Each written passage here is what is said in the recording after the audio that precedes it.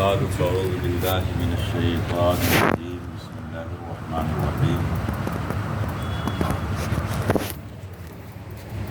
ألا إن أولياء الله لا خوف عليهم ولا هم يحزنون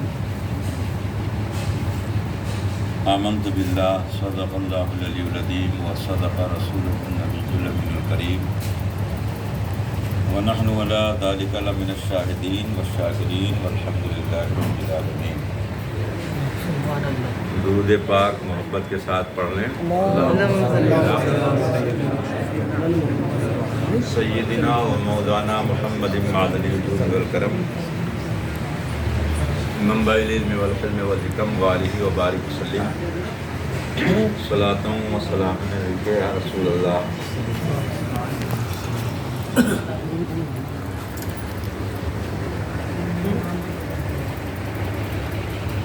ماہ ربیع النور شریف کی رحمتوں بھری رت ہے، موسم بہار ہے۔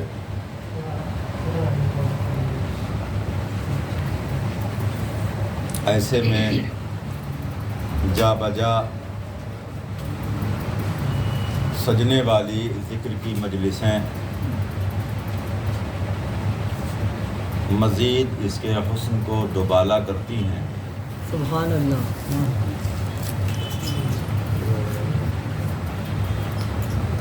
اکثر مجالس میں حاضری رہتی ہے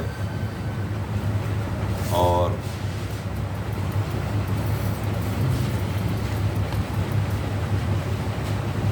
جن مجالس کے ہم سب حاضر باش ہیں، یہی مجلسیں ہوتی ہیں کہ ان مجلسوں کو کسی کی حاجت اور ضرورت نہیں ہوتی، ورنہ آپ دیکھیں گے کہ سیاسی جلسے ہوں یا اور کوئی معاشرتی اجلاس ہوں، میٹنگیں ہوں، ان اجلاس کو ضرورت اس بات کی ہوتی ہے کہ اس میں کثرت سے افراد شامل ہوں، تبھی وہ کامیاب کہلاتے ہیں۔ اور اگر آپ نے مجھے مسلسل سنا ہے تو یہ بھی سنا ہوگا کہ ایسی مجالس میں کثرت کے ساتھ اللہ کے فرشتے شامل ہوتے ہیں۔ سبحان اللہ۔ حضرت ابو ہریرہ نے فرمایا کہ اللہ کے رسول ارشاد فرماتے ہیں کہ ذکر کی مجلسوں میں فرشتے شامل ہوتے ہیں، جب دعا ہوتی ہے تو وہ دعا میں شامل ہوتے ہیں، تمہاری آمین کے ساتھ وہ آمین کہتے ہیں، جب تم درود و سلام پڑھتے ہو تو پھر وہ درود و سلام بھی پڑھتے ہیں، اور جب آپ اپنے گھروں کو جاتے ہیں تو وہ آسمانوں کی طرف یہ کہتے ہوئے جاتے ہیں کہ تم لوگ اپنے اپنے گھروں پہ جا رہے ہو خیر کے ساتھ، تم اپنے گھر میں نہیں پہنچو گے اس سے پہلے کہ اللہ تمہیں معاف فرما دے گا۔ یہ حدیث پاک۔ دوسری ایک حدیث پاک میں آپ کو سنا دوں جو میں بارہا آپ کو سنا چکا ہوں، اور اس روایت کو حدیث کی تقریباً 20-25 کتابوں کا میں فی الحال ابھی اور اسی وقت آپ کو حوالہ دے سکتا ہوں، 20 کتابوں کا۔ حدیث کی سب سے بڑی کتاب ہے بخاری شریف۔ بخاری شریف سے لے کر کے طبرانی، ترمذی، بیہقی شریف اور تمام کتب احادیث، مسند احمد کے اندر یہ روایت موجود ہے کہ اللہ کے سیاح فرشتے، وہ فرشتے جن کا کام یہ ہے کہ وہ دنیا میں گھومتے پھرتے ہیں۔ حدیث پاک کے الفاظ ہیں یطوفون فی الطریق، وہ راستوں اور گلیوں میں گھومتے پھرتے ہیں، اور وہ اس بات کی تلاش اور جستجو میں رہتے ہیں کہ ذکر کی مجلس کہاں سجی ہوئی ہے، کہاں اللہ کے رسول کی امت بیٹھی ہے اور وہ ذکر کر رہی ہے۔ حدیث پاک میں ہے کہ پھر ایک فرشتے کو ایسی مجلس نظر آتی ہے تو وہ دوسرے فرشتوں کو آواز دیتا ہے اور بلاتا ہے اور کہتا ہے آؤ ہمارے کام کی جگہ یہ ہے۔ حدیث شریف میں یہ ہے کہ فرشتے سارے وہاں پر آ جاتے ہیں اور مجمع کو اپنے پروں سے چھپا لیتے ہیں، یہاں تک کہ مجلس ختم ہوتی ہے اور فرشتے آسمانوں کی طرف کوچ کرتے ہیں۔ اللہ رب العزت بہتر جاننے والا ہے، اس کے باوجود فرشتوں سے پوچھتا ہے کہ تم کہاں تھے؟ وہ فرشتے عرض کرتے ہیں الہی ہم تیرے ذکر کی مجلس میں تھے. سبحان اللہ. اور یہاں پر جو ذکر ہو رہا ہے اس کو بھی میں ثابت کروں گا کہ حضرت سیدنا خواجہ عبد القدوس علیہ الرحمۃ والرضوان کا ذکر خدا ہے. بے شک. وہ آئندہ میں اپنی گفتگو میں آپ کے سامنے اس بات کو ظاہر کر دوں گا، اس لیے کہ اللہ کے رسول صلی اللہ تعالیٰ علیہ وسلم نے ارشاد فرمایا، اللہ تعالیٰ خود ارشاد فرماتا ہے کہ میرے بندوں میں میرے محبوب اور پسندیدہ اولیاء اور ان کی شناخت، ان کی پہچان یہ ہے کہ جب ہمارا ذکر کیا جاتا ہے تو ان کا ذکر ہو جاتا ہے. سبحان اللہ. سبحان اللہ. الفاظ پر آپ غور کریں کہ جب ہمارا ذکر کیا جاتا ہے، اللہ تعالیٰ فرماتا ہے کہ جب ہمارا ذکر ہوتا ہے تو ان کا ذکر ہو جاتا ہے، اور جب ان کا ذکر ہوتا ہے تو ہمارا ذکر ہو جاتا ہے. سبحان اللہ. سبحان اللہ. یہ حدیث پاک ہے. سبحان اللہ. تو اللہ تعالیٰ ان فرشتوں سے پوچھتا ہے کہاں تھے، تو وہ عرض کرتے ہیں مولا ہم ذکر کی مجلس میں تھے. اللہ تعالیٰ فرماتا ہے کہ کیا کہہ رہے تھے میرے بندے؟ تو فرشتے عرض کرتے ہیں یسبحونک، وہ سب تیری تسبیح بیان کر رہے تھے. ان کی زبانوں پر سبحان اللہ کا ورد تھا. اللہ تعالیٰ فرماتا ہے اور؟ تو وہ فرشتے عرض کرتے ہیں تکبرونک، وہ نعرہ تکبیر بھی لگا رہے تھے. دیکھیے ہماری مجالس میں جو نعرہ رسالت اور نعرہ تکبیر کی جو صدائے باز گشت ہوتی ہے، اس پر بعض لوگ اعتراض کرتے ہیں کہ بھائی ان کی مجلسوں میں سنجیدگی نہیں ہوتی ہے، نعرے لگاتے ہیں، چیختے ہیں، چلاتے ہیں، یہ ہے تو وہ ہے. میں نے آپ سے کہا کہ بخاری شریف حدیث کی بہت بڑی کتاب، اس سے بڑی کوئی کتاب نہیں ہے. اس کتاب کے سوا حدیث کی تمام کتابوں میں یہ روایت ہے. فرشتے عرض کرتے ہیں تکبرونک، وہ نعرہ تکبیر لگا رہے تھے. اس کا یہی معنی ہے، ایسا نہیں کہ میں کچھ عدل بدل کے پیش کر رہا ہوں. تکبرونک، تیری بڑائی بیان کر رہے تھے، وہ نعرہ تکبیر بلند کر رہے تھے. سبحان اللہ. پھر اللہ تعالیٰ فرماتا ہے کہ اور کیا کہہ رہے تھے؟ فرشتے عرض کرتے ہیں یحمدونک، وہ تیری حمد بیان کر رہے تھے. سبحان اللہ. ابھی میں کرسی پہ بیٹھا، میں نے خطبہ پڑھا، سب سے پہلے میری زبان سے جو لفظ نکلا ہے وہ اللہ کی حمد ہے. بے شک. بے شک. دنیا کا کوئی بھی خطیب ہو، کسی بھی مکتبہ فکر سے تعلق رکھتا ہو، اپنا ہو بیگانہ ہو، جب بھی وہ اپنے خطبے کو شروع کرتا ہے تو خطبے کی ابتدا اللہ کی حمد سے ہوتی ہے. اللہ تعالیٰ پوچھتا ہے اور کیا کہہ رہے تھے؟ تو فرشتے عرض کرتے ہیں الہی یمجدونک، وہ تیری بزرگی بھی بیان کر رہے ہیں. سبحان اللہ اللہ. تعالیٰ بہتر جانتا ہے، ان سے پوچھتا ہے وہ ہم سے کسی چیز کا مطالبہ کر رہے تھے؟ سبحان اللہ. ہماری تسبیح، ہماری تکبیر، ہماری حمد سب کچھ بیان کر رہے تھے، ہم سے کچھ طلب کر رہے تھے، وہ بیٹھے تھے ہم سے کچھ مانگ رہے تھے. فرشتے عرض کرتے ہیں الہی وہ تجھ سے تیری جنت مانگ رہے تھے. اللہ تعالیٰ پھر ارشاد فرماتا ہے کیا جنت دیکھی ہے ان سب نے؟ تو فرشتے عرض کرتے نہیں مولا، انہوں نے جنت دیکھی نہیں ہے.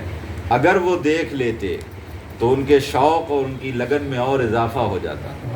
پھر اللہ تعالیٰ فرماتا ہے کسی چیز سے پناہ بھی طلب کر رہے تھے؟ تو فرشتے عرض کرتے ہیں ہاں مولا، وہ تیری دوزخ سے پناہ مانگ رہے تھے.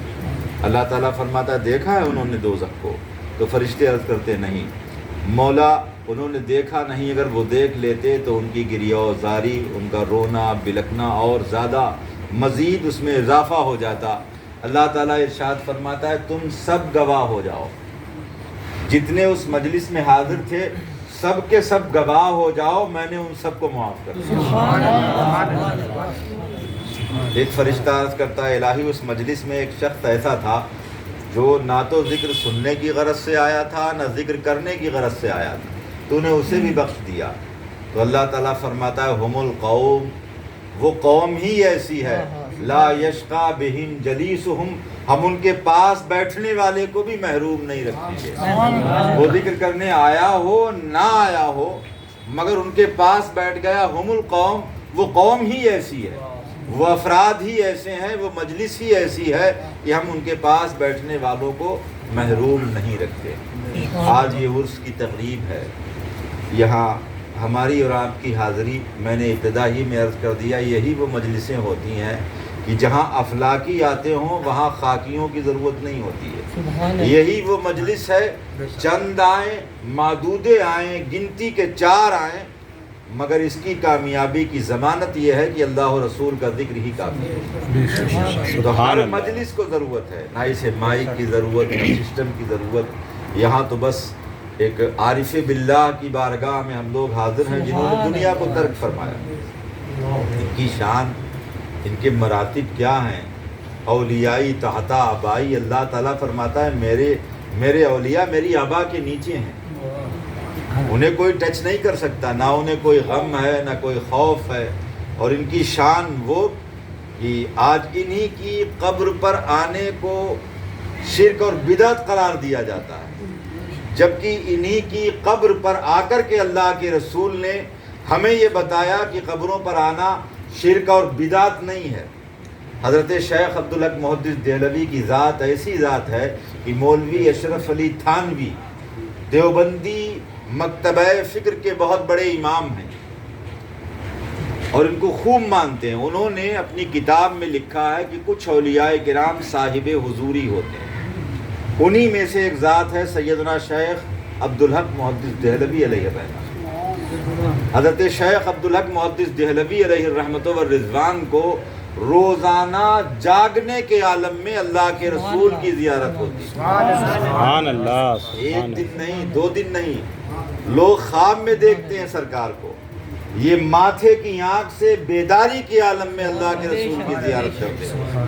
تو مجھے بتائیے وہ محدث جس نے جاگتے اللہ کے رسول پوری زندگی زیارت کی ہو، تو اس نے تو ایک ایک حدیث پوچھ کے لکھی ہوگی، یا رسول اللہ آج یہ حدیث لکھی، آج یہ حدیث لکھی ہے، آج یہ حدیث لکھی ہے۔ حضرت شیخ عبدالحق محدث دہلوی ارشاد فرماتے ہیں کہ اللہ کے رسول ہر سال شہدائے بدر کی قبر پر اسی دن جایا کرتے تھے جس دن وہ شہید ہوئے تھے۔ سبحان اللہ۔ اور وہاں جا کر کے اللہ کے رسول آپ کو معلوم ہے کیا فرماتے تھے؟ وہاں جاتے اور جانے کے بعد میں، اور ایک بات یاد رکھیے گا کہ مجمع کے ساتھ آپ جاتے تھے، تنہا نہیں۔ تو پتہ چلا کہ وفد کے ساتھ، جماعت کے ساتھ 4 دوستوں کا مل کے اجمیر شریف جانا، یہ بھی اللہ کے رسول کی سنت ہے، اور میں دعوے کے ساتھ کہتا ہوں براہ راست سنت ہے یہ، اس میں ہیلا وسیلہ نہیں۔ اللہ کے رسول اپنے صحابہ، اولیاء تو آپ کے زمانے میں ہے نہیں، صحابہ تو خود اولیاء، بھائی جس نے سرکار کو دیکھا وہ ولی، وہ صحابی بن گیا، ایمان والا پکا ولی۔ اور پھر جس نے اللہ کے رسول کو ایمان کی حالت میں دیکھا ہو، ایمان ہی کی حالت میں دنیا سے گیا ہو، وہ صحابی ہے۔ تو جب اللہ کے رسول صلی اللہ تعالیٰ علیہ وسلم ان کے مزارات پر جاتے تھے، اور دوسری ایک بات اور بتا دوں، جب بدر میں کفار مارے گئے تھے تو اللہ کے رسول ابو جہل اور دیگر کفاروں سے جو مار دیے گئے، فی النار و سقر ہو گئے، ان سے آپ فرما رہے تھے کہ ابو جہل میں نہیں کہتا تھا تجھ سے، ابو جہل میں نہیں کہتا تھا تجھ سے، اے فلاں کافر میں نے نہیں کہا تھا تم سے، میں نے توحید کی دعوت نہیں دی تھی، میں نے نہیں بتایا تھا کہ برائی کا انجام اچھا نہیں ہوتا ہے۔ تو کچھ صحابہ نے عرض کیا تھا یا رسول اللہ کیا یہ سنتے بھی ہیں؟ تو آپ نے فرمایا کہ تم ان سے زیادہ نہیں سنتے ہو، تم ان سے زیادہ نہیں سنتے ہو، فرق یہ ہے کہ یہ جواب نہیں دے سکتے۔ تو ابو جہل کا سننا مرنے کے بعد نص صریح سے ثابت ہے، تو حضرت سیدنا شیخ عبدالقدوس کا سننا کیوں کر ہمارے نص صریح سے؟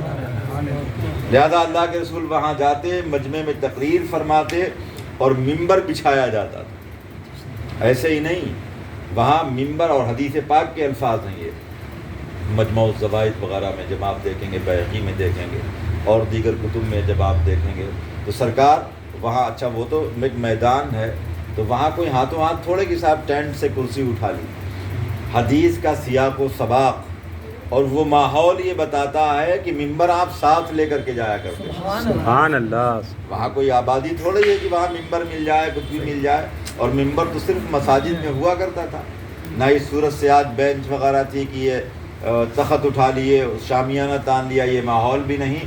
تو پتہ چلا کہ اولیاء اللہ اور شہداء کے مزار پر سرکار کا جانا اس اہتمام کے ساتھ کہ ساتھ میں پبلک بھی ہے، صحابی بھی ہیں، اور منبر بھی اپنا ساتھ لے کر کے گئے اور وہاں تقریر فرمائی، اور تقریر فرمانے کے بعد اللہ کے رسول تو جہاں جو ارشاد فرمائیں وہی حق ہے، مگر وہاں تقریر کرنے کے بعد میں ارشاد فرمایا واللہ، قسم کھائی آپ نے اور فرمایا مجھے اللہ کی قسم ہے اب مجھے اس بات کا خوف نہیں ہے کہ میری امت مشرک ہوگی، بے شک سبحان اللہ، مجھے اس بات کا خوف نہیں ہے کہ میری امت شرک میں مبتلا ہوگی۔ مزارات پر اللہ کے رسول کا مجمع میں تقریر کے بعد اللہ کی قسم اٹھا کر کے یہ کہنا کہ مجھے اب اس بات کا کوئی خوف نہیں ہے کہ میری امت شرک میں مبتلا ہوگی، تو جو مزار پہ جانے کو شرک قرار دے سمجھ لو سب سے بڑا مشرک وہی ہے، سبحان اللہ، اس لیے کہ جو کسی مسلمان کو مشرک کہے سبحان خود اللہ، مشرک ہے۔ سبحان اور اللہ، پھر اولیاء کی شان کتنی بلند و بالا ہے۔ حضرت خواجہ غریب نواز جنہوں نے ایمان کی دولت سے مالا مال کیا ہے، وہ کہتے ہیں گنج بخش فیض عالم مظہر نور خدا، کامل آرا پیر کامل ناقصارا پیر کامل کامل آرا رہنما۔ حضرت داتا علی حجویری علیہ رحمت و رضوان کے لیے جن کی کتاب ہے کشف المحجوب، ربیع النور شریف کا موقع ہے، مگر عرس کے حوالے سے یہ لفظ عرس آیا کہاں سے؟ اب کہتے ہیں کہ ایک مولوی ہے پاکستانی، اس کا نام ہے طارق مسعود۔ اچھا، ان لوگوں کو کوئی دین دھرم تو ہے نہیں، کبھی کچھ کہتے ہیں وہ طارق جمیل ہے، میلاد شریف پہ کبھی اتنا اچھا بیان اس کا آتا ہے، سب ہماری کتابیں بیان کرتا ہے، اور کبھی کبھی تو پتہ چلا کہ ان کا تو ایمان اور عقیدہ ہی متزلزل ہے۔ کانپور میں یہ جلوس نکالتے ہیں، سہارنپور میں کہتے ہیں کہ بدعت ہے۔ بے شک، کتنے ایسی جگہ ہے جہاں جلوس نکالتے ہیں عید میلاد نبی کا، جلوس نکالتے ہیں، چراغاں کرتے ہیں، اور کہیں جا کر کہتے ہیں کہ یہ بدعت ہے، یہ شرک ہے، یہ کفر ہے۔ تو کوئی معاملہ ہے، آپ دیکھتے ہوں گے کہ چھوٹی خالہ تمہیں بھی سلام، بڑی خالہ تمہیں بھی سلام۔ ہم اہل سنت و جماعت کے افراد ہیں، ہماری نماز ہوتی ہے تو صرف اور صرف سنی صحیح العقیدہ امام کے پیچھے، بے شک، بے شک، سبحان اللہ، سبحان اللہ، اور ان کا تو مسئلہ معاملہ یہ ہے کہ جہاں دیکھو بھائی، تو پتہ چلا کہ نماز کا معاملہ ہم کسی کو امین بناتے ہیں اپنی نماز کا، بے ہم شک، کسی اہل غیرے کے ہاتھ میں جب پیسے نہیں دیتے ہیں تو نماز ہم کسی کے حوالے کیوں کرتے ہیں؟ بے شک، ہم کسی کے دامن میں اگر دیکھیں گندگی لگی ہوئی ہے اس کے پیچھے نماز نہیں پڑھیں گے، اور جس کا دل گندا ہو چکا ہو، جس کے دل کے اندر داغ لگے ہوئے ہوں، جس کے دل کے اندر نجاست ہو، ہم اس کے پیچھے نماز نہیں پڑھتے۔ ہماری نماز ہر جگہ نہیں ہوتی، ہماری نماز امام حسین کے پیچھے ہوتی ہے، ان کے چاہنے والوں کے پیچھے۔ سبحان اللہ۔ ورنہ تو کربلا میں کہتے حضرت علی اصغر کہہ دیتے کوئی بات نہیں، ادھر بھی نماز ہو رہی، 2-4 سجدے ادھر بھی صحیح۔ حضرت حر کہہ دیتے ادھر بھی جماعت ہو رہی ہے، جو اپنے آپ کو خلیفۃ المومنین کہہ رہا ہے، جو اپنے آپ کو امیر المومنین کہلانا چاہ رہا ہے، 22,000 کا لشکر جرار ہے، بہترین قاری اس کے ساتھ ہیں، ادھر تو چھوٹی جماعت 72 کی ہے، ہم بڑی جماعت کی طرف رجوع کرتے ہیں۔ حضرت حر نے نہیں کہا، حضرت عباس علمدار نے نہیں کہا کہ امام حسین کوئی بات نہیں، نماز ادھر پڑھ لوں گا، ساتھ آپ کے رہوں گا، نہیں، امام جہاں آپ نماز پڑھیں گے وہیں ہم نماز پڑھیں گے۔ سبحان اللہ۔ حر آئے ہیں میدان میں لشکر لے کر کے، امام حسین نے فرمایا حر تم ہمارا پیچھا کرتے ہوئے آئے ہو، لہذا ہمیں گھیرنے آئے ہو، نماز کا وقت ہے، اس کے بعد میں بات کریں گے۔ حضرت حر جو سب سے پہلے حضرت حر ہی نے تو حضرت امام حسین کی گھیرا بندی کی تھی، حضرت حر سے امام حسین نے فرمایا بعد میں بات کریں گے، پہلے ظہر کی نماز کا وقت ہے، ہم نماز پڑھتے ہیں۔ تو آپ نے فرمایا کہ نماز کہاں پڑھو گے، آپ چاہو تو اپنی نماز پڑھ لو۔ تو حضرت حر نے کہا کہ آپ جیسا امام ہوتے ہوئے اپنی جماعت قائم کریں، یہ اسی نماز کا صدقہ ہے۔ آج ہم لوگوں میں بھی بہت سارے ہیں، صاحب ہمیں جہاں مل گئی ہم وہاں نماز پڑھ لیتے ہیں۔ حضرت حر امام حسین کو گھیرنے آئے تھے، لشکر لے کر کے آئے تھے، یزیدی نوکر تھے آپ، ایک نماز پڑھ لی امام حسین کے پیچھے، جنت کے حقدار بن گئے۔ سبحان اللہ۔ نماز ہر جگہ نہیں پڑھنا چاہیے، نماز وہیں پڑھیں جو حضرت امام حسین کا غلام ہے، جو امام حسین کا شہدا ہے۔ تو مقصود ہمارے کہنے کا ہے کہ ہر جگہ نہیں، ان کا تو دین اور دھرم کیا ہے۔ وہ آج سوال کرتے ہیں عید میلاد جائز ہے کیا؟ میں تو کہتا ہوں کہ جس دل میں اور جس زبان پر یہ سوال آتا ہے وہ دل نور ایمان سے خالی ہے۔ بے شک، بے شک، اور دلیل مانگتے ہیں کس کی؟ اس بات کی دلیل کہ اللہ کے رسول جس دن پیدا ہوئے اس دن خوشی منانے کی دلیل لا کر کے دو۔ اور ہمارے اسلاف، ہمارے جو احباب ہیں وہ اسی میں لگ جاتے ہیں اور پھر اس کے علاوہ اسی میں مشغول ہو جاتے ہیں کہ انہیں دلیل دینا ہے. انہیں پتہ ہی نہیں کہ دعویٰ کرنے والا دلیل پیش کرتا ہے. بے شک بے شک. دلیل ان کے لیے ضروری ہے کہ وہ دلیل دیں کہ 12 ربیع النور کو جلوس نکالنا حرام اور ناجائز ہے. حرام کے لیے نص صریح چاہیے، یا تو قرآن کی کوئی آیت ہو جو اس کی حرمت پر دلالت کرتی ہو، یا حدیث صریح ہو کہ اس میں کہتے ہیں حضرت ابوبکر صدیق رضی اللہ تعالیٰ عنہ نے نہیں منایا انہوں نے، مگر کہتے ہو میں کہتا ہوں تمہاری مانے لیتے ہیں. حضرت ابوبکر صدیق نے نہیں منایا. حضرت ابوبکر صدیق نے منع کیا. اور جب اللہ کے رسول پیدا ہوئے تو صحابی کہاں تھے؟ صحابی تو 40 سال کے بعد ہیں. اور پھر اس کے بعد میں آپ دیکھتے ہیں کہ حضرت ابوبکر صدیق رضی اللہ تعالیٰ عنہ نے اپنی بیٹی کی شادی، اپنے بیٹے کی شادی ایسے کی تھی جیسے یہ کر رہے ہیں. جن کا وجود سراپا بدعت ہو. تو فی الحال ان کے یہاں آپ دیکھیں، اب تو یہ موبائل کا زمانہ ہے، کتابوں کا ہم حوالہ دیتے ہیں، آپ کہتے ہیں کون تلاش کرے گا؟ موبائل پہ آپ دیکھیے، کانپور کا جلوس دیکھیے، وہی نکالتے ہیں جو سہارنپور میں کہتے ہیں کہ بدعت ہے. تو اسی صورت سے کہتے ہیں عرس، یہ کہاں سے ثابت ہے؟ عرس کا لفظ کہاں آیا؟ تو ان سے 1 لاکھ ایسی اصطلاحات ہیں جو پوچھی جا سکتی ہیں کہ یہ اصطلاحات آپ کہاں سے لے کر کے آئے، نہیں بتا سکتے. عرس کا معنی آتا ہے شادی، مسرت، خوشی، آبادی. تو جب کسی اللہ والے کا وصال ہوتا ہے تو سمجھ لو پوری زندگی تو انہوں نے کیسے گزاری آپ کو معلوم ہے؟ اپنے نفس کی مخالفت کی. انہوں نے دنیا کی لذات کو اپنے اوپر حرام کر لیا، دنیا سے کوئی استفادہ نہیں کیا، اپنی خوشیوں کو فنا کر دیا. اور جب انہوں نے یہ دنیا کا سودا کر لیا، اپنے جسموں کو اذیت دی، وہ سوتے نہیں تھے، ٹانٹ کا لباس پہنتے تھے. صوفی کا معنی ہی ہے ٹانٹ کا لباس پہننے والا، صوف کا لباس پہننے والا تاکہ نیند نہ زیادہ آئے. جس نے اپنے اوپر یاد مولا کے لیے نیند کو حرام کر لیا ہو، اب آج اسے دنیا سے جا کر کے اللہ اس کا رب اسے صلہ دینے والا ہے، تو اس سے بڑھ کر کے عرس کا دن اور کیا ہو سکتا ہے؟ شادی کا دن اور کیا ہو سکتا ہے؟ مسرت کا دن اور کیا ہو سکتا ہے؟ کہ آپ پوری زندگی ایک محنت شاقہ کریں اور جب آپ کو نتیجے کے طور پر پھل ملنے کا دن آئے، آپ کی کامیابی کا ثمر اس دن ملے، نتیجہ نکھر کے اس دن آپ کے سامنے آئے، تو آپ کہیں گے کہ آج میں نے اپنی منزل کو پا لیا، آج میں نے اپنی مراد پا لی.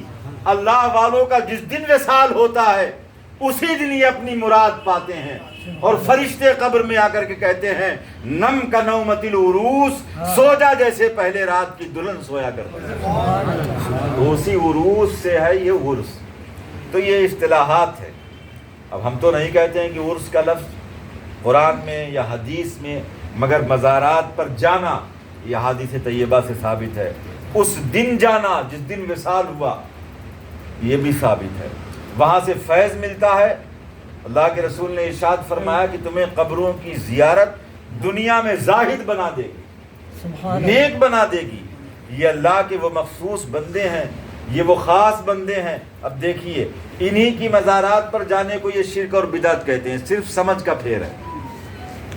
اللہ کے رسول کے بعد اب کوئی نبی نہیں. آپ جب تک حیات رہے اس وقت تک صحابی کی ڈگری صحابہ کرام ہوتے رہے. صحابہ کے بعد تابعین ہیں، تابعین کے بعد تبع تابعین ہیں. اب قیامت تک کا زمانہ ہے سرکار کا. اب مسلمان ہیں، مومنین ہیں، اولیاء کرام ہیں. تو مومنین میں وہ درجہ جو اولیاء کرام کو حاصل ہے، یہی تو خالص توحید پرست لوگ ہیں، جنہوں نے اللہ رب العزت کی ذات کے لیے، اس کی معرفت کے لیے اپنے آپ کو فنا کر دیا. اور ان کے مزارات پر جانے کو یہ لوگ شرک اور بدعت کہتے ہیں. حد درجہ جنہیں اپنے رب سے عشق تھا. تمہارا تو عشق ایسا ہے کہ تم تو جہاں جاتے ہو پاک ناپاک جس کو دیکھو کھڑا کر دیا. یہ اللہ والے وہ ہوا کرتے تھے اپنا تن بھی پاک رکھتے تھے، من بھی پاک رکھتے تھے. اور پھر جب رب کی بارگاہ میں کھڑے ہوتے تھے تو بعض اولیاء کرام ایسے ہیں کہ جب تک اپنے رب کی زیارت نہیں کر لیتے تھے اس وقت تک نماز سے وہ سلام نہیں پھیرتے تھے. سبحان اللہ. حضرت امام اعظم نے 100 بار اللہ کی زیارت کی. سبحان اللہ آپ حنفی ہیں، امام اعظم کی یہ شان ہے، یہ رتبہ ہے، یہ وہ عارف ہوا کرتے ہیں۔ کوہ طور پر حضرت موسیٰ علیہ السلام کو اللہ تعالیٰ نے اپنا جلوہ دکھایا۔ آپ کی تقریب فہم کے لیے میں آپ سے عرض کرتا ہوں، تو آج جہاں کہیں تھوڑی سی بارش ہو جاتی ہے، موسم اچھا ہوتا ہے تو ہم لوگ ادھر کا رخ کرتے ہیں نا۔ کوہ طور پر اللہ تعالیٰ نے اپنے پیارے کلیم کو جلوہ دکھایا تھا اپنا۔ اولیاء کرام نے طور کو اپنا مسکن بنا لیا تھا۔ سبحان اللہ سبحان اس اللہ جگہ سے انہیں محبت ہو گئی تھی کہ اللہ کی تجلیاں یہیں برسی تھیں، سبحان اللہ یہیں اللہ تعالیٰ نے اپنے پیارے کلیم کو اپنا جلوہ تجلی ان کو دکھائی تھی۔ اولیاء کرام کے 700 کے وفد وہاں طور پہ جاتے تھے، ان پتھروں کو بوسہ دیتے تھے، انہیں چومتے تھے، کبھی اس پیڑ کے نیچے بیٹھتے تھے، جہاں بھی وہ ایسی جگہ پاتے تھے کہ یہاں میرے رب نے اپنے پیارے کلیم پر تجلی فرمائی تھی، جلوہ حق دکھایا تھا، تو وہ بھی وہاں جاتے تھے۔ اب مجھے بتائیے کہ حدیث کی کس کتاب میں لکھا ہوا ہے کوہ طور پر جاؤ؟ سبحان اللہ سبحان اللہ سبحان اللہ حدیث کی سبحان کسی اللہ۔ کتاب میں نہیں، سبحان مگر اللہ۔ اولیاء کرام کی جماعتیں، ان کے وفود طور پر جایا کرتے تھے، اور صرف اسی نسبت سے تو اللہ سے جو عشق انہیں تھا وہ کسی تبلیغی کو نہیں ہو سکتا ہے، بے شک بے شک وہ کسی جماعتی کو نہیں ہو سکتا ہے، وہ کسی مولوی کو نہیں ہو سکتا ہے، وہ ماؤ شما کو نہیں ہو سکتا ہے۔ جو انہیں اپنے رب سے پیار تھا، ارے انہوں نے اپنے آپ پر دنیا کی لذتیں حرام کر رکھی۔ وہ کہتے تھے کہ ہم لذت جب تک ہماری زبان ذائقے چکھے گی، ہم اللہ رب العزت کی معرفت سے اتنی دیر تک دور رہیں گے۔ سبحان حضرت اللہ۔ ذوالنون مصری نے 10 سال تک قسم کھائی کہ میں کوئی اچھی چیز نہیں کھاؤں گا۔ انہوں نے اپنے لیے دنیا کی لذتوں کو حرام کر لیا تھا۔ 10 سال بعد جب عید کا دن آیا تو حضرت ذوالنون مصری کہتے ہیں کہ میرے دل نے میرے نفس سے کہا کہ کل عید کا دن ہے، دنیا اچھے کھانے کھائے گی، کل میں بھی اچھے کھانے کھاؤں گا۔ میرا نفس جو ہے وہ موٹا ہوا کہ کل اچھا کھانے کو ملے گا۔ فوراً ہی میں نے اپنے نفس سے کہا کہ کل اچھا کھانا اس وقت ملے گا جب تمہیں آج رات 2 رکعت نفل اس طرح پڑھنی پڑے گی کہ 15 پارے 1 رکعت میں، 15 پارے 1 رکعت میں، سبحان اللہ تب کھانے کو دوں گا کل۔ اپنے آپ سے سرکار غوث اعظم فرماتے ہیں کہ جب جی چاہتا ہے کہ میٹھا کھاؤں، کڑوا کھا لیتا ہوں۔ سبحان اللہ جب یہ نفس کہتا ہے کہ ٹھنڈا پیو، گرم پی لیتا ہوں۔ نفس کی ایسی مخالفت کی انہوں نے صرف رب کی رضا کے لیے۔ اپنے رب کو حضرت الفتح الموصلی رحمۃ اللہ تعالیٰ علیہ جب روتے تھے تو روایت میں آتا ہے کہ ان کی آنکھ سے پیلے آنسو نکلتے تھے، جیسے پانی میں آپ نے خون ملا دیا ہو تو پانی پیلا ہو جاتا ہے۔ اللہ کسی نے ان سے پوچھا کہ کیا آپ کی آنکھوں سے خون بھی نکلتا ہے؟ تو انہوں نے کہا کہ ہاں، میں جب روتا ہوں تو ہجر مولا میں روتا ہوں، اس کی جدائی میں روتا ہوں، اور پھر یہ خیال آتا ہے کہ کہیں میرا رونا فضول نہ ہو، پھر میں خون روتا ہوں۔ یہ اولیاء اللہ، انہیں اپنے رب سے ایسا عشق، ہم ان سے عشق نہ کریں تو پھر کس سے عشق کریں؟ بے شک بے شک آج کوئی سنی نہ اکبر کی قبر پر جاتا ہے، نہ کوئی جہانگیر کی قبر پر جاتا ہے۔ بے شک بادشاہوں کے قبرستان کھڈر بنے پڑے ہیں، حضرت نظام الدین کا آستانہ رش کے جنت بنا۔ سبحان اللہ سبحان اللہ ہماری کوئی رشتہ داری نہیں ہے ان سے، بس خالی رشتہ یہی ہے کہ ان کا رشتہ ہمارے رب سے مضبوط ہے۔ سبحان اللہ ہم پر تہمت لگاتے ہو کہ ہم شرک کرتے ہیں، ہم بدعت کرتے ہیں، یہ شرک اور بدعت نہیں۔ رب ارشاد فرماتا ہے فَاذْكُرُونِي أَذْكُرْكُمْ، بے شک تم میرا ذکر کرو میں تمہارا ذکر کروں گا۔ سبحان اللہ اور جن اللہ والوں نے ساری زندگی اپنے رب کا ذکر کیا ہو، ہمارا رشتہ ان سے بعد میں ہے، پہلے رشتہ اپنے رب سے ہے۔ بے شک تو حضرت فتح الموصلی سے جب آپ کا وصال ہو گیا تو کسی نے پوچھا کہ اللہ تعالیٰ نے آپ کو بخش دیا؟ تو کہا ہاں اللہ تعالیٰ نے بخش دیا، اللہ اور میرے رب نے فرمایا کہ فتح روزانہ تمہارے نامہ اعمال میرے پاس پیش کیے جاتے ہیں۔ 40 سال سے فرشتے روز نامہ اعمال لاتے ہیں، مگر تمہارے نامہ اعمال میں کوئی گناہ نہیں تھا۔ اللہ وہ رونا اس قدر اللہ رب العزت کی بارگاہ میں محبوب اور پسندیدہ، تو اللہ والوں کا عشق حد درجہ کر ہوا کرتا تھا، بے شک اور وہ عارف ہوا کرتے تھے۔ طور پر جا کر کے اپنا آشیانہ بناتے تھے، مسکن بناتے تھے، وہ کہتے تھے کسی صورت سے حضرت خواجہ غریب نواز نے داتا علی حجویری کی بارگاہ میں چلہ کیا، سبحان اللہ، اور جب وہاں چلہ کیا 900 سال ہو گئے حضرت داتا علی حجویری علیہ رحمت و رضوان کو. سرکار غریب نواز جب وہاں گئے تو وہاں جا کر کے دیکھا کہ یہ تو وہ آستانہ ہے، گنج بخش فیض عالم مظہر نور خدا، بے شک، ناقصارہ پیر کامل کاملارہ رہنما. یہ گنج بخش فیض عالم ہے، مظہر نور خدا ہیں، اور یہ وہ ہے کہ ناقصوں کے لیے پیر کامل اور کاملوں کے لیے رہنما ہے. وہ داتا علی حجویری جب اپنی جھوپڑی میں بیٹھے ہوتے ہیں تو روایت کے اندر آتا ہے غیر مسلموں کی بارات آتی ہے اور کہتی ہے کہ بابا ہم راستہ بھول گئے، ہمیں راستہ دکھا دو، ہمیں راستہ بتا دیجئے. داتا علی حجویری نے بوجھل پلکوں کو اوپر اٹھایا، فرمایا راستہ بتا دوں یا راستہ دکھا دوں؟ سبحان اللہ، عرض کی سرکار یہ تو مہان کرپا ہوگی، سبحان یہ تو بڑی مہربانی ہوگی. حضرت داتا علی حجویری نے ایک نظر اٹھائی، 2000 غیر مسلموں کی بارات پر نظر ڈالی.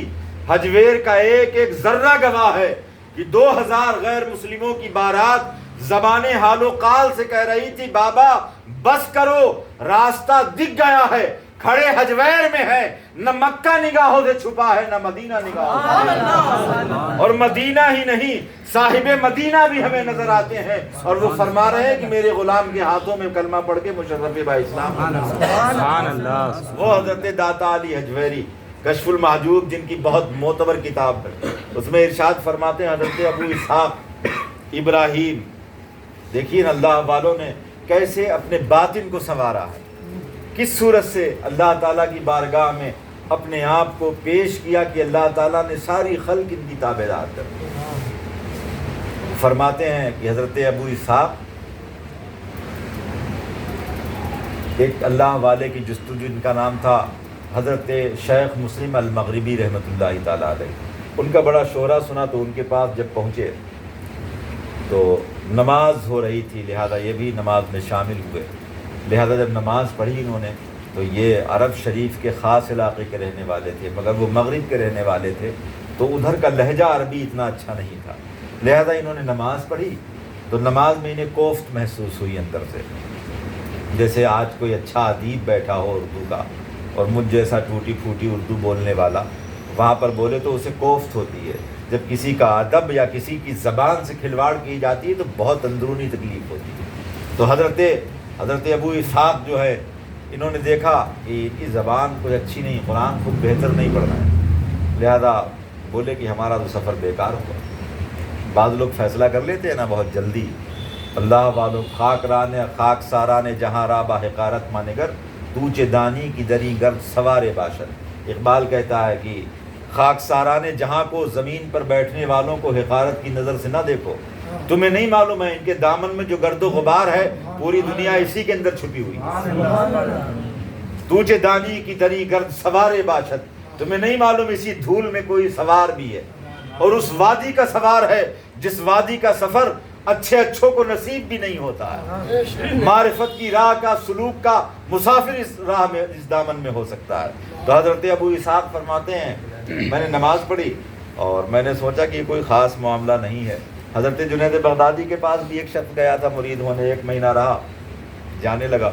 غوث اعظم کے پیروں کے پیروں کے پیروں میں سے ہیں حضرت جنید بغدادی. جو پیرانے پیر ہیں ان کے پیروں میں سے جو بڑے پیر ہیں وہ حضرت جنید بغدادی. ایک شخص گیا اور 1 مہینے بعد وہ رخصت ہو گیا وہاں سے.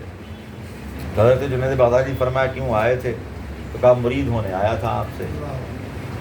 تو آپ نے فرمایا پھر؟ تو کہا 1 مہینے رہا، رات دن اسی جستجو میں رہا، کوئی کرامت دیکھ لوں آپ سے، مرید ہو جاؤں، مگر کوئی کرامت ہی نہیں دکھی آپ سے. تو حضرت جنید بغدادی نے فرمایا ٹھیک ہے تجھے جانا ہے تو جا، مرید نہیں ہونا ہے کوئی بات نہیں، مگر یہ بتا تو نے مجھے نماز پڑھتے ہوئے دیکھا؟ تو اس نے کہا کہ ہاں جھوٹ نہیں بولوں گا، نماز آپ کو پڑھتے ہوئے دیکھا. کہا کہ کبھی کوئی میری رکعت چھوٹی؟ اس نے کہا نہیں، آپ کی رکعت کبھی نہیں چھوٹی ہے. آپ نے فرمایا تکبیر اولیٰ فوت ہوئی؟ تو اس نے کہا کہ نہیں، آپ کی تکبیر اولیٰ بھی فوت نہیں ہوئی. آپ نے فرمایا پھر تو نے مجھے کھانا کھاتے ہوئے بھی دیکھا ہوگا؟ تو اس نے کہا کہ ہاں کھانا کھاتے ہوئے دیکھا. تو آپ نے فرمایا کہ سنت رسول کے خلاف مجھے تو نے کبھی کھانا کھاتے ہوئے دیکھا؟ تو اس نے کہا نہیں، جھوٹ نہیں بولوں گا حضرت، آپ کو میں نے سنت کے خلاف کبھی نہیں دیکھا۔ آپ نے فرمایا جب تو جستجو میرے احوال کی کر رہا تھا پھر تو نے مجھے راتوں میں اٹھتے ہوئے بھی دیکھا ہوگا، نماز تہجد کے لیے بھی اٹھتے ہوئے دیکھا ہوگا۔ اس نے عرض کی سرکار بالکل آپ صحیح کہہ رہے ہیں، میں نے کرامتیں نہیں دیکھی مگر اتنا ضرور ہے کہ آپ کو تہجد کے لیے بھی اٹھتے دیکھا۔ آپ نے فرمایا میری زبان سے کبھی غیبت سنی؟ اس نے کہا کبھی نہیں سنی۔ آپ نے فرمایا میرا قدم کبھی برائی کی طرف اٹھتے ہوئے دیکھا؟ اس نے کہا ہرگز نہیں۔ تو آپ نے فرمایا یہ اللہ کا شکر ہے کہ میں نے کبھی بھی شریعت کی مخالفت نہیں کی ہے، تو نے کرامت نہیں دیکھی مگر سنت کی مخالفت کبھی دیکھی ہے؟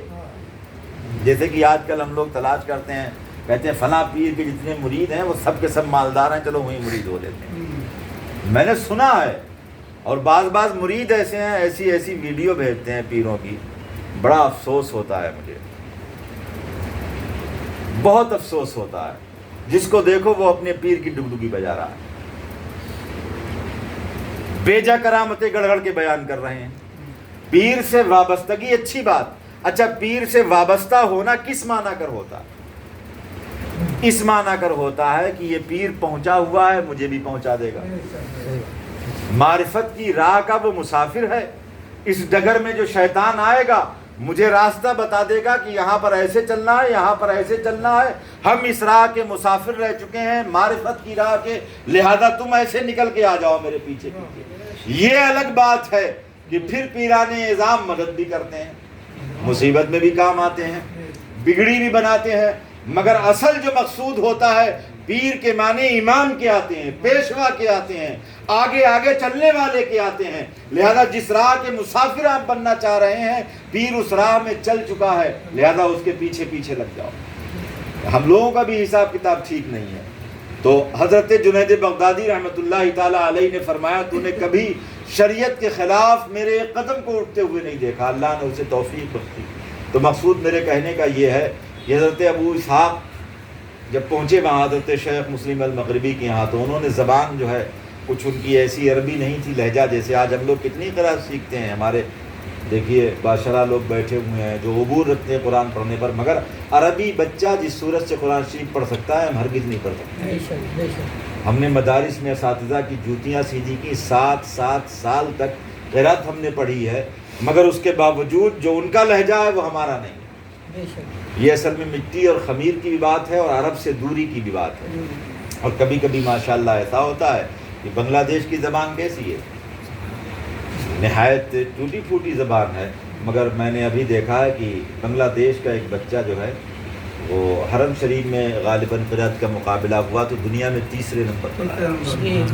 سبحان اللہ۔ اور اس کو وہاں کا جو وہ شہزادہ وغیرہ جو کچھ پرنس وغیرہ ہے اس کے ساتھ میں اس کے فوٹو وغیرہ بھی ہیں۔ تو دیکھیے چھوٹا سا بچہ ہے، محنت کی، مشقت کی، اللہ نے اسے جو ہے آواز کی نعمت دی، اساتذہ کی محنت۔ تو محنت شاقہ سے کبھی کبھی یہ بھی ہوتا ہے کہ بڑے بڑے جو دور رہتے ہیں عرب سے وہ بھی کمال حاصل کر لیتے ہیں، مگر حضرت ابو اسحاق فرماتے ہیں کہ مجھے کوفت ہوئی نماز میں، اور میں نے کہا بیکار ہی میرا سفر تھا بلا وجہ میں، خام خواہ کے لیے۔ تو فرماتے ہیں کہ پھر میں رات میں وہاں رہا کہ صبح چلا جاؤں گا، اور پھر صبح فجر کی نماز کے لیے دریائے دجلہ پہ گیا، وہاں میں نے وضو کیا۔ وضو کرنے کے بعد میں آ رہا تھا نماز کے لیے تو ایک شیر میری آہٹ سے جاگ گیا، اور جب وہ شیر جاگا تو دوسرا شیر بھی جاگ گیا، اور وہ شیر مجھے دوڑانے لگا۔ تو وہ شیر غراتے میری طرف کو بھاگ رہے تھے، اور میں جو حجرہ ہے حضرت شیخ مسلم المغربی کا ان کی طرف بھاگ رہا تھا۔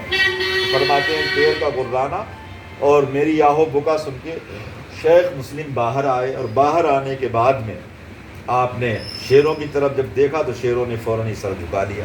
آپ قریب گئے، کان پکڑے، 2 تماچے لگائے اور کہا کہ تمہیں بارہا سمجھایا ہے کہ میرے مہمانوں کو پریشان مت کیا کرو۔ وہ شیر تم ہلاتے ہوئے چلے گئے۔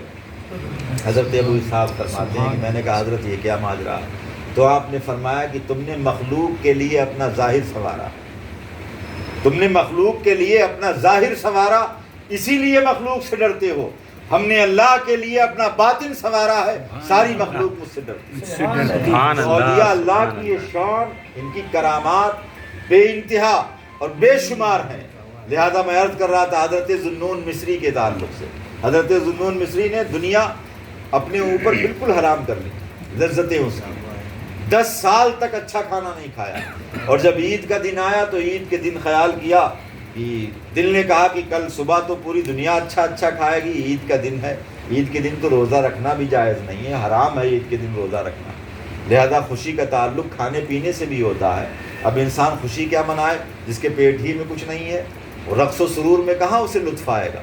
تو حضرت ذوالنون مصری نے کہا ٹھیک ہے کل عید کا دن ہے، میں کھانا کھاؤں گا اچھا، مگر ایک شرط پر یہ کہ پوری رات 2 رکعت نفل نماز اس طریقے سے پڑھنا پڑے گی کہ ایک رکعت میں 15 پارے یعنی پورا کلام پاک ختم کرنا ہوگا۔ سبحان اللہ، لہذا سبحان اللہ۔ پوری رات اس صورت سے آپ نے نماز پڑھی، اور صبح کو جب آپ کے سامنے مریدوں سے آپ نے فرمایا کہ ذرا تھوڑا آج اچھا کھانا بنا لینا ہمارے لیے، تو مرید بڑے خوش ہوئے کہ 10 سال بعد جس نے خود فرمائش کی ہو، لہذا طرح کے کھانے آپ کے سامنے سجائے گئے۔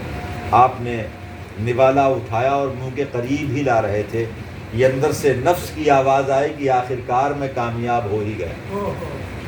آپ نے فوراً ہی وہ نوالا رکھ دیا اور فرمایا ہرگز میں تجھے کامیاب نہیں ہونے دوں گا۔ لہذا وہ نوالا رکھا، مرید ابھی پوچھ ہی رہے تھے کہ حضرت خود ہی بنوایا آپ نے اور خود ہی آپ منع کر رہے ہیں، ماجرا کیا ہے؟ حضرت ذوالنون مصری فرما رہے ہیں نہیں میں نفس کو کامیاب نہیں ہونے دوں گا، ہرگز دنیا کی لذتوں سے میرا کیا حال اور میرا کیا معاملہ، مجھے تو وہ لذت چاہیے جو لذت حقیقی ہے۔ لہذا آپ کھانا نہیں کھا رہے تھے، اتنے میں ایک شخص وہاں آیا جس کے ہاتھ میں طباق ہے، اور اس نے طباق لا کر کے حضرت ذوالنون مصری کے سامنے رکھ دیا۔ آپ نے فرمایا کیا بات ہے؟ تو اس نے کہا کہ یہ طباق ہے۔ تو فرمایا کیوں لائے ہو؟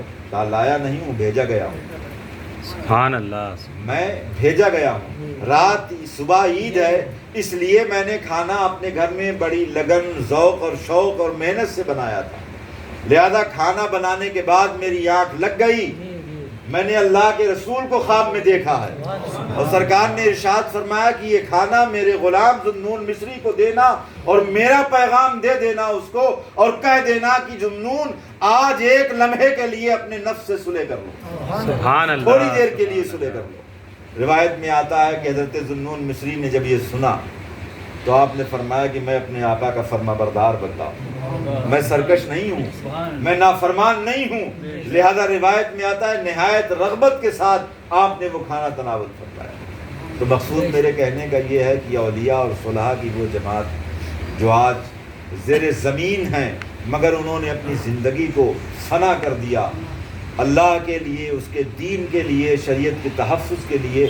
آج انہی کے آستانوں پر ہم جائیں تو ہمارے اوپر بدعات کے فتوے لگائے جاتے ہیں، کافر و مشرک بنایا جاتا ہے۔ اللہ کے رسول نے ارشاد فرمایا تم قبروں کی زیارت کرو، قبروں کی زیارت تمہیں دنیا میں زاہد بنا دے گی، یہ صریح حدیث پاک ہے۔ تو آج اللہ رب العزت کا لاکھ فضل و احسان ہے، اور میں آپ سے عرض کر چکا ہوں کہ یہ وہ مجلس ہے، نہ اسے تخت کی ضرورت، نہ شامیانے کی ضرورت، نہ عود و صندل کی ضرورت، نہ ہماری ضرورت، نہ تمہاری ضرورت، کسی کی ضرورت نہیں، یہ بے نیاز کے بے نیاز بندوں کی محفلیں ہیں، ہمیں ان کی ضرورت ہو سکتی ہے، انہیں کوئی ضرورت نہیں، وہ رب بے نیاز ہے۔ اس نے ارشاد فرمایا کہ اولیائی تحت آبائی، میرے اولیاء میری ابا کے نیچے ہیں، اور کلام پاک میں ارشاد فرماتا ہے الا ان اولیاء اللہ لا خوف علیہم ولا هم یحزنون۔ اس آیت کو بھی پتہ نہیں یہ پڑھتے ہیں کہ نہیں پڑھتے ہیں۔ اللہ تعالیٰ فرماتا ہے بے شک خبردار میرے ولی، میرے دوستوں کو نہ کوئی خوف اور نہ کوئی غم، انہیں کہیں خوف اور غم نہیں، نہ دنیا میں خوف و غم، نہ آخرت میں خوف و غم۔ دنیا والے وہ غم کریں آخرت میں جنہیں لمبا چوڑا حساب و کتاب دینا ہو، انہیں کوئی ایسا حساب و کتاب دینا نہیں ہے، وہ تو اللہ کے لیے سب کچھ وقف کر چکے ہیں۔ تو آج کی یہ تقریب اور ہمارا یہاں جیسے مزاروں پہ جا کے کیسے مانگنا چاہیے تھوڑا ہم لوگ بتا دیجیے۔ نہیں، مزاروں پہ جا کر کے کہیں بھی مانگو، میں آپ سے مزاروں پہ جا کر کوئی مانگا ہی تھوڑا ہی آتا، مانگا تو اللہ سے جاتا ہے۔ میں پوری بات سمجھ گیا، میں آپ سے عرض کر دوں مزاروں پر جا کر کے مانگنا یہ تو بہت چھوٹی سی چیز ہو گئی۔ بھائی مانگا تو جاتا ہے اس سے جس کے پاس پیسہ ہو، جس کے پاس دولت ہو، جس کے پاس دھن ہو، جس کے پاس طاقت ہو، قوت ہو. ان اللہ والوں کے پاس دولت، طاقت، ثروت اس سے بھی بڑی بڑی چیزیں ہیں. تو ان سے جس نے دولت مانگی، کچھ مانگا، تو سمجھ لو اس نے کچھ بھی نہیں مانگا. ان سے اگر مانگنا ہے ان کے آستانوں پر آ کر کے تو ان سے یہ دعا مانگو، ان کی بارگاہ میں یہ عرض کرو کہ جیسے اللہ کے عام مقرب ہیں، اللہ تعالی ہمیں بھی آپ کے نقش قدم پر چلنے کی توفیق عطا. دوسری بات، ایک بات یاد رکھیے کہ مانگا جب بھی جائے صرف اپنے پروردگار سے مانگا جائے. ایک بات یاد رکھنا، مانگا جب بھی جائے صرف اپنے پروردگار سے مانگو. یہ تقویٰ ہے، عین تقویٰ ہے. ہاں یہ الگ بات ہے، اللہ رب العزت دعاؤں کو قبول فرمانے والا. اس کے محبوب نے ارشاد فرمایا ہے کہ اللہ تعالیٰ کچھ خاص لوگوں کی دعاؤں کو قبول کرتا ہے، سبحان اللہ، کچھ خاص جگہوں پر دعاؤں کو قبول کرتا ہے، سبحان اللہ، کچھ خاص وقتوں میں دعاؤں کو قبول کرتا ہے. بے شک دعا قبول کرنے والا ایک رب، مگر کچھ خاص لوگ ہیں جن کی دعا اللہ تعالیٰ جلد قبول کرتا ہے. وہ خاص لوگ کون کون سے ہیں؟ ماں باپ، مظلوم، مسافر، قیدی، بیمار. بیمار کی دعا، بیمار تو دنیا سے اسے تو پتہ چل جاتا ہے نا دنیا کی حقیقت کیا ہے. بیمار تو سمجھ جاتا ہے کہ بیٹے کی حقیقت کیا ہے، کہ جتنے ناز و نعم سے میں نے اسے پالا اور آج میں ہاسپٹل میں ہوں، روٹی بھی دینے نہیں آیا. اسے پتہ چل جاتا ہے نا کہ بیوی کی حقیقت کیا ہے. اسے پتہ چل جاتا ہے کہ دوست کی حقیقت کیا ہے. آج یہی دوست جو ہمارے ارد گرد جمع رہتے تھے، آج ہم بستر علالت پر ہیں، کوئی قریب نہیں آتا ہے. پھر وہ سارے لوگوں سے اپنی توجہ ہٹا کے اپنے رب کی طرف توجہ کرنا. بے شک. تو حدیث پاک میں ہے کہ بیمار کی دعا جلد قبول ہوتی ہے، ماں باپ کی دعا جلد قبول ہوتی ہے، قیدی کی بھی دعا جلد قبول ہوتی ہے. دیکھو جب مصیبت پڑتی ہے نا، اللہ کتنا کریم ہے، کتنا کریم ہے کہ پوری زندگی بھاگتے پھرتے رہے. جب جوانی رہی کام کی تو وہ گناہوں میں ترک کر دی، اور جب بڑھاپا آیا سب نے ٹھکرا دیا. پھر رب کی طرف توجہ کی، اس نے کہا آ میرے بندے آ، میری رحمتیں دنیا والوں سے وسیع تر ہیں. سبحان اللہ، وہ دنیا کے لوگ تھے، عمر کے جس حصے میں تو میرے پاس آئے گا میری رحمتیں تیرا استقبال کریں گی. سبحان اللہ. تو اللہ تعالیٰ مظلوم کی بھی دعا قبول کرتا ہے، ماں باپ کی بھی دعا قبول کرتا ہے. اور کچھ وقت ایسے ہیں جن میں دعائیں قبول ہوتی ہیں. جیسے حدیث پاک میں ہے کہ جمعہ کے دن ایک ایسی ساعت آتی ہے کہ اللہ سے جو بھی نیک جائز دعا کریں اللہ تعالیٰ اسے قبول فرماتا ہے. اور روایت میں آتا ہے کہ ایک وقت ایسا ہے کہ جب انسان کی نظر کعبے پر پہلی بار پڑتی ہے، اس وقت جو دعا مانگے اللہ تعالیٰ قبول کر لیتا ہے. تو پتہ چلا کہ کچھ لوگ ایسے کہ جن کی دعائیں قبول ہوتی ہیں، کچھ وقت ایسے جن پر دعائیں قبول ہوتی ہیں، اور کچھ جگہیں ایسی ہیں جہاں پر دعائیں قبول ہوتی ہیں. سبحان وہ اللہ. جگہیں وہ ہیں جہاں اولیاء اللہ کے مزارات ہیں. طواف کر لیا، اللہ تعالیٰ ارشاد فرماتا ہے کہ اب تمہیں نماز پڑھنی ہے تو تم مقام ابراہیم پر آؤ. جہاں ابراہیم نے کھڑے ہو کر کے کعبہ بنایا تھا اس جگہ پر آؤ، وہاں نماز پڑھو آ کر کے، اسے مصلی بناؤ آ کر کے اپنا. اور روایت کے اندر آتا ہے کہ حضرت امام شافعی ہمیشہ امام اعظم کی قبر پر جا کر کے دعائیں مانگتے. بے شک بے شک. شاگردوں نے پوچھا آپ کے مسلک میں اختلاف ہے، مگر جب آپ وہاں جاتے ہیں، وہاں جا کے نماز پڑھتے ہیں اور وہاں جا کر کے آپ دعائیں مانگتے ہیں، تو آپ نے فرمایا کہ دعائیں تو اللہ تعالیٰ ہر جگہ قبول کرتا ہے، مگر مزارات اولیاء پر جلدی قبول کر لیتا ہے. ٹھیک ہے، تو اولیاء اللہ کے آستانوں پر آپ پہنچیں، اپنے رب سے سوال کریں، وسیلہ انہیں بنائیں. اچھا، دوسرے یہ ہے کہ ہمارے محترم نے جو سوال کیا ہے، اور ایسی سوالات کی مجلسیں ہونی چاہیے. مجھے ایک سنی ایسا جاہل سے جاہل کوئی سنی ایسا جو مزارات پر جاتا ہو، وہ اس کا یہ عقیدہ ہو کہ اللہ نہیں دیتا ہے، ولی اللہ دیتا ہے. عقیدہ سب کا یہی ہے کہ دینے والا اللہ، مگر اللہ کی محبت میں یہاں آیا اور انہیں وسیلہ بنایا. لہذا مزارات پر آ کر کے رب سے ہی مانگیں آپ. الہی میرے ساتھ خیر کا معاملہ فرما تجھے اس صاحب قبر کا واسطہ، تجھے اس اللہ والے کا واسطہ، تجھے اس قبر والے کا واسطہ، اور پھر قبر والوں کے تعلق سے یہ بھی عرض کریں، اے نظام الدین اولیاء، ہمارا عقیدہ یہ ہے کہ آپ زمین پر بھی زندہ تھے، زمین میں بھی زندہ ہے، اور آپ کا رب حی و قیوم ہے۔ آپ زمین پر دعائیں کرتے تھے تب لوگوں کی مصیبتیں حل ہوتی تھیں، آج زمین میں ہے میرے لیے دعائیں کر دیجیے۔ سبحان اللہ، سبحان طریقہ یہ اللہ، ہے مزارات پر جانے کا کہ آپ کہیں بھی مزار پر جائیں، طریقہ یہ ہے کہ 4 ہاتھ دور رہیں مزار سے،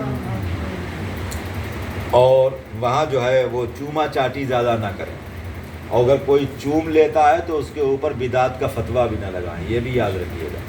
اللہ کا دین آسان ہے، بے شک قرآن اور حدیث نے صاف صاف جو برا ہے اسے بھی بیان کر دیا، جو بھلا ہے اسے بھی بیان کر دیا۔ بے شک، آپ اپنی طبیعت سے فتوے نہ لگائیں، لہذا کسی پرہیز کے تعلق سے ڈاکٹر کہتا ہے کہ آپ چاول کھائیے مگر تھوڑی احتیاط کیجیے۔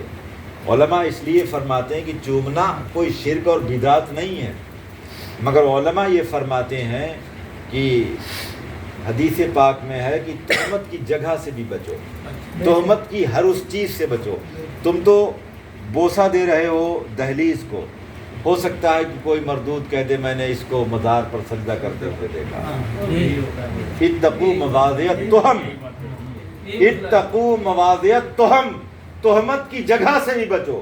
شراب خانے کے دروازے پہ تسبیح لے کر کے نہ کھڑے ہو جاؤ، تمہاری عزت اللہ رب العزت نے مومن ہونے کے بعد بنائی ہے، لہذا شراب خانے کے دروازے پر تسبیح پڑھو جا کر کے، ایسا ہرگز نہ کرو لوگ تمہیں شرابی گمان کریں۔ تمہاری تکبیر تحریمہ، تمہاری نماز وتر چھوٹ گئی ہے، لہذا نماز وتر جب پڑھو قضا تو ہاتھ نہ اٹھاؤ۔ کیوں؟ ہاتھ اٹھاؤ گے لوگ جان لیں گے تمہارے وتر چھوٹے ہیں، تمہیں لوگ حقیر سمجھیں گے۔ شریعت نے رخصت دی ہے کہ جب وتر کی نماز قضا پڑھو تو تم ہاتھ نہ اٹھاؤ تاکہ لوگ جان نہ لیں کہ اس کی وتر قضا ہوئی۔ یہی مسئلہ ہے۔ تو حدیث پاک میں دیکھیے کہ مومن کی عزت کتنی بڑی بات ہے۔ اگر کوئی، مفتی اعظم ہند نے تو فرمایا کہ سنگے در جانا پر کرتا ہوں جبھی سائی، سجدہ نہ سمجھ نہ دی سر دیتا ہوں نذرانہ۔ سبحان اللہ، سبحان اللہ۔ مگر اعلیٰ حضرت فرماتے ہیں کہ 4 ہاتھ دور رہو، اور پھر یوں تصور کرو کہ یہ مزار کا پتھر ہے، ہمارے لب اس لائق نہیں، دن بھر غیبت کی ہے، دن بھر گالیاں بکی ہیں، اس منہ سے ہم نے حرام بھی معاذ اللہ کھایا۔ یہ ولی اللہ کی دہلیز کا پتھر ہے، یہ ولی اللہ کی دہلیز کا پتھر ہے، یہ اس کے لائق ہمارے ہونٹ نہیں ہیں، لہذا اعلیٰ حضرت نے فرمایا یہ چوما چاٹی اس سے دور رہو تاکہ لوگ تم پر تہمت لگائیں گے، ٹھیک ہے۔ اور اگر کوئی وارفتگی میں، طواف کو مطلق علماء نے منع فرمایا ہے، قبر کا طواف نہیں کرنا چاہیے۔ اور ہاں جیسے کہ ادھر سے پبلک آ رہی ہے ادھر سے جا رہی ہے تو وہ طواف نہیں ہے، اس کو بھی یہ طواف کہہ دیتے ہیں۔ انہیں تو جلوس میں ڈی جے اور ڈانس ہی نظر آتا، کہتے ہیں وہ ڈانس کرتے ہیں، وہ یہ ہوتا ہے۔ انہیں محفل میلاد میں نہ تو کبھی مثلا جو ہے نعت شریف نظر آئی، نہ ذکر نظر آیا، نہ درود نظر آیا، انہیں نظر آیا تو ڈانس نظر آیا۔ اب کہاں ڈانس ہوتا ہے، کس جگہ ہوتا ہے؟ اگر سرور میں وجد میں کوئی جھوم جائے، اگر سرور میں وجد میں کوئی جھومے تو آپ مجھ سے کبھی رابطہ کریں گے، اور اگر چاہیں گے تو ابھی دلائل کے انبار لگا دوں گا۔ جی سبحان باب اللہ۔ عشق و محبت، وہ کتاب سبع سنابل شریف جو سرکار کی بارگاہ میں مقبول ہے، اس کے حوالے سے بیان کروں گا کہ وجد میں جھومنا، وجد میں اللہ والے ایسے جھومے کہ جب ایک شعر سنا تو کنویں کے اندر چلے گئے، اور دوسرا شعر سنا تو کنویں کے باہر آ گئے۔ وہ وجد، وہ سرور، اللہ اکبر، اللہ اکبر، یا رسول اللہ، یا رسول اللہ۔ وہ وجد اور سرور کا عالم رہتا تھا۔ اگر کوئی مستی میں جھوم جائے نعت رسول میں، تو ڈانس کرتے ہیں۔ یہی تو بڑی خوبی ہے دین کی، اللہ کے رسول نے اتنی آسانی سے کسی پہ فتویٰ نہیں لگایا۔ حضرت آپ نے فرمایا کہ اولیاء کرام جب زندہ تھے اور آج بھی زندہ ہیں، موجود ہیں، اور تو اللہ تعالیٰ نے ان کو جو عطا کرا، ہم جا کے درگاہ میں مزارات کے بعد کہتے ہیں کہ اب اللہ کی دیوی طاقت سے ہماری مدد کیجیے، یا اللہ کے دیے سے یہ ہمیں عطا کیجیے۔ یہ کہنے کی بھی ضرورت نہیں ہے، جو ولی اللہ جائز ہے ہے یا نہیں؟ بالکل جائز ہے۔ اب اللہ کے دیے سے آپ ہماری نے مدد کریں، تو اللہ کی یوں طاقت فرما کریں۔ دیا، آپ نے تو یوں کھول کے فرما دیا کہ آپ اللہ کی دی ہوئی طاقت سے میری مدد کہ کیجیے. اللہ ہی نہیں سمجھا عطا کرے. اگر کوئی یہ بھی نہیں کہتا ہے، ڈائریکٹ کہتا ہے کہ اے ولی اللہ میری مدد کرو، ولی کے معنی ہی مددگار کے آتے ہیں.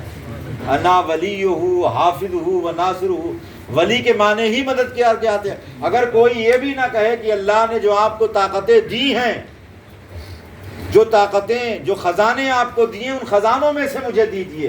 نہیں، اگر کوئی یہ کہتا ہے کہ آپ مجھے اپنے خزانہ کرم سے دیجیے، یہ بھی جائز ہے، سبحان اللہ. بالکل جائز، کوئی مذائقہ نہیں ہے. ولی اللہ سے ڈائریکٹ کہیں آپ جا کر کے کہ آپ میری مدد کیجیے. اعیونی یا عباد اللہ، اے اللہ کے بندو میری مدد کرو. یہ تو حدیث پاک میں ہے. بس لوگ سلام کرتے ہیں، سلام قبول، اور ہم لوگ سلام یہ کرتے ہیں کہ السلام علیکم نائب رسول. بالکل کر سکتے ہیں. جتنے علماء اولیاء اللہ ہیں سب نائب رسول ہیں، مگر جیسے سلام کا طریقہ ہے. اب جیسے یہاں آئے، آپ سب سے پہلے جو ہے آئے السلام علیکم یا ولی اللہ، یہ آپ کہہ سکتے ہیں. اور جہاں دیکھیں کہ قبریں زیادہ ہیں، مزارات زیادہ ہیں، وہاں السلام علیکم یا اہل القبور بھی کہہ سکتے ہیں. السلام علیکم خالی کہہ سکتے ہیں، نہ آپ مزار کا ذکر کریں نہ قبور کا ذکر کریں. السلام علیکم یا عباد اللہ الصالحین، اے اللہ کے نیک بندوں آپ پر سلام ہو. آپ سمجھتے ہیں کہ یہاں پر سرکار سیدنا شیخ عبد القدوس تنہا ہیں؟ بہت ممکن ہے آپ کے جوار رحمت میں اور آپ کے ساتھی ہوں، آپ کے ہمنوا ہوں. بہت ممکن ہے. دنیا کب سے آباد ہے، یہاں نہیں ہے تو کہیں بھی ہیں، پوری دنیا کے نیک بندوں پر آپ کا سلام پہنچ جائے گا. سبحان اللہ. السلام علیکم یا عباد اللہ الصالحین، اے اللہ کے نیک بندوں آپ پر سلام ہو. تو اس صورت سے بھی کر سکتے ہیں. تو ولی اللہ کے تعلق سے اللہ کا جو ولی ہوتا ہے، میں نے آپ سے عرض کیا کہ جس نے ذکر خدا کیا اس نے ذکر ولی کیا، جس نے ذکر ولی کیا اس نے ذکر خدا کیا. اور خدا خود ارشاد فرماتا ہے کہ جو میری نشانیوں کا منکر ہوتا ہے فلن تجد لہ ولیا مرشدا، پھر اسے نہ کوئی ولی ملتا ہے نہ کوئی مرشد ملتا ہے. اللہ تعالیٰ خود ارشاد فرماتا ہے جس نے ولی کی کرامت کا انکار کیا، میری نشانیوں کا ذکر کیا، جس نے میری نشانی کا انکار کر دیا، رب ارشاد فرماتا ہے فلن تجد لہ ولیا مرشدا، پھر وہ بھٹکتا ہی پھرے گا، نہ کوئی ولی ملے گا نہ کوئی مرشد ملے گا. یہ کہتے ہیں پیر و مرشد، پیر و مرشد، پیر و مرشد کہاں لکھا ہوا ہے؟ قرآن میں لکھا ہوا ہے.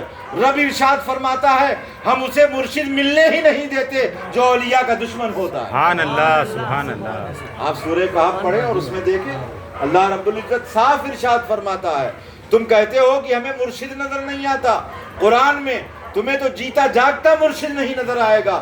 اللہ ارشاد فرماتا ہے ہم ملنے ہی نہیں دیں گے. اگر مرشد مل گیا تو جنت مل جائے گی.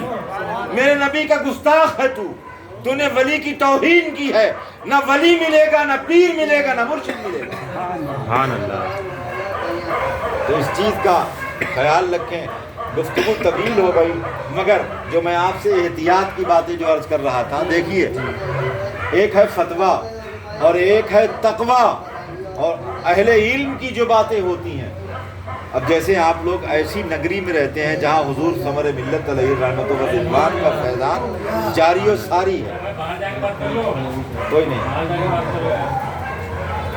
سبحان اللہ. آپ لوگ مزارات پر جائیں، دیکھیے مزارات پر میں نے پہلے ہی آپ سے عرض کر دیا کہ آپ کیوں گئے، آپ کی کوئی رشتہ داری نہیں، آپ کا اللہ سے پہلے رشتہ پھر ولی سے بات ہوئی، ٹھیک ہے. تو پتہ چلا اسی رشتے کے تحت آپ یہاں جمع ہوئے. تو ظاہر سی بات ہے کہ جب اسی رشتے کے تحت آئے تو آپ نے براہ راست اپنے رب سے ہی طلب کیا.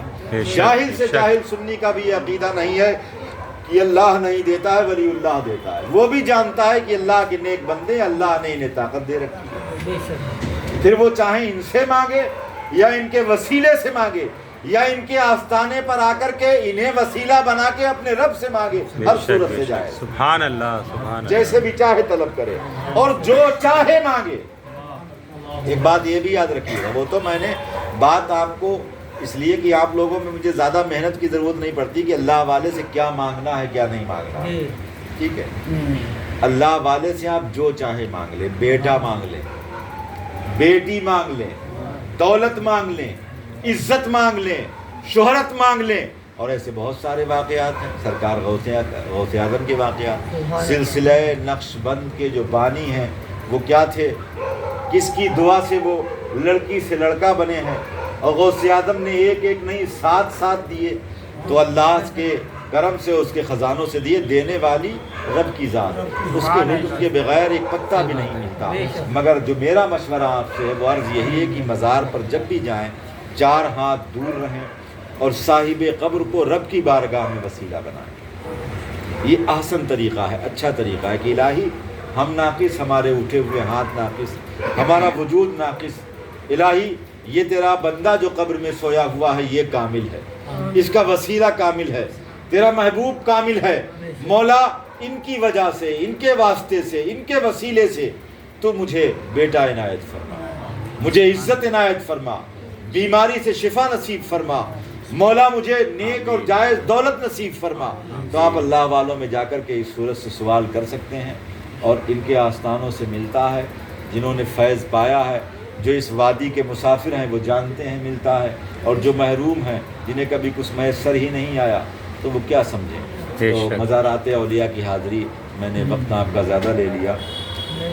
بڑی سعادت کی بات ہے اور بڑی خوشبختی کی بات ہے آپ لوگ یہاں آئے. بہت زیادہ روشنی کا اہتمام نہیں, بہت بڑا پنڈال نہیں, یہاں کوئی کیمرے بھی نہیں ایسے چل رہے ہیں بہت زیادہ کہ آپ اسٹیج پہ بیٹھیں چہرہ آئے گا. مجمع میں بیٹھیں گے تو لوگوں میں کل بیان کریں گے جا کر کے. تو یہاں صرف آئے, صرف ایک اللہ والے کی محبت میں آپ آئے. حضرت سیدنا شیخ عبدالقدوس علیہ الرحمۃ والرضوان کے عرس کی تقریب میں آئے, اور اللہ کے نیک بندے پوری دنیا میں آباد ہیں. بے شک بے شک. تو حضرت کے اتنے قریب میں یہ آستانہ فیض ہے, یہاں پر ایک زمانے سے فیض اٹھاتے آئے. تو اللہ والوں کی بارگاہ میں جانا یہ کوئی کم بڑی عبادت نہیں. کر لی اس کا تقریب ہے کس وقت ہے؟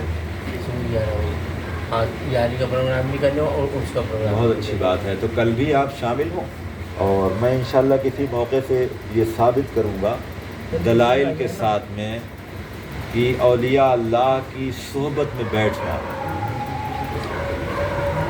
100 سال کی عبادتیں بے ریا سے افضل. بے شک. عبادتیں بے ریا جانتے ہیں آپ؟ 1 منٹ لگے گا مجھے. عبادتیں بے ریا وہ ہے جس میں ریاکاری ہرگز نہ ہو. بھیا ہماری نمازوں میں کیسی ریاکاری ہوتی ہے؟ بھئی نماز ہم نے پوری خشوع و خضوع پڑھ لی, والتحیات میں بیٹھے جا کر کے تو کہیں کچھ خیال آ گیا کہ آج میری نماز میں یہ ہے, اور گھر پہ جا کر کے یہ کہوں گا, اور لوگوں نے یہ دیکھا, پڑوس میں یہ بیٹھا, ٹھیک ہے, یا کوئی بھی خیال دل میں آ گیا تو پھر اس میں ریا شامل ہو گیا. قبول کرنے والی رب کی ذات ہے, ورنہ ہماری نمازیں کیا, ٹھیک ہے. وہ نماز جس میں ریا کا تصور بھی نہ ہو. 100 سال کوئی ایسے نماز پڑھے کہ عبادتیں بے ریا ہو, اور ایک گھڑی کے لیے کسی ولی کی صحبت میں بیٹھ جائے, تو وہ 100 سال کی عبادت ایک پلے میں, ایک گھڑی کی صحبت اولیاء کی وہ ایک پلے میں, جس گھڑی میں بیٹھا ہے اولیاء کی وہ گھڑی صدیوں پر بھاری ہے. اور یہ کس نے کہا ہے؟ یہ ان لوگوں نے کہا ہے جو اس راہ کے بہت مجھے ہوئے مسافر ہیں, جو حضرت جنید بغدادی جیسے لوگ ہیں, جو پائے کے اولیاء کرام ہیں, جنہوں نے بڑا تجربہ کر لیا کہ ولیوں کی صحبت میں بیٹھ کے کتنا فائدہ ہوتا ہے. وہ کہتے ہیں کہ 100 سال اگر عبادت ایسے کی جائے کہ اس میں ریا کا شائبہ نہ ہو تو وہ عبادت کچھ بھی نہیں ہے, ایک لمحے کے لیے اللہ والے کا ساتھ نصیب ہو. تو اولیاء اللہ کا ذکر عبادت ہے, ان کی صحبت میں بیٹھنا. کل قیامت میں اللہ تعالیٰ اپنے اولیاء کے حوالے سے لوگوں کو جنت میں داخل فرمائے. اولیاء کی بڑی شان ہے. اللہ تعالیٰ آج کی اس بزم نور کو اپنی بارگاہ میں قبول فرمائے. ہمارے صاحب سجادہ ہیں, میں چاہتا تھا کہ ان کے تعلق سے ہمارے احباب ہیں سب لوگ اس تعلق سے غور و فکر کریں. یہ خدمت سر انجام دے رہے ہیں, ان کا آپ تعاون نہ کریں, ان کے دست و بازو بنیں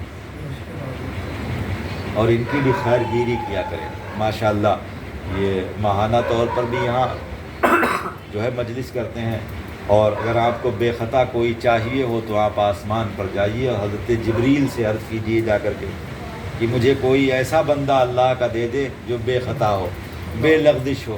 اگر آپ جستجو کریں گے نا تو کوئی ایسا آپ کو میسر نہیں آئے گا جس کے اندر کوئی لغزش یا خامی نہ ہو.